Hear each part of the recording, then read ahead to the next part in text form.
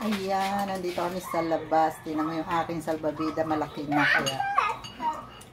Kailangan na natin magsumba. Ayan, nandito kami sa garahe. Dito kami nag-almusal. Ayan. Ayan.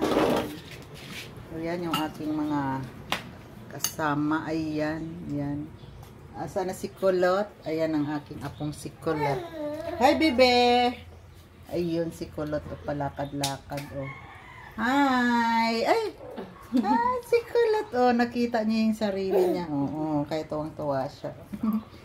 Si Kulot na makulit. Ayan. O, diba? Dito kami kumain. Pandesal. Ang almusal namin.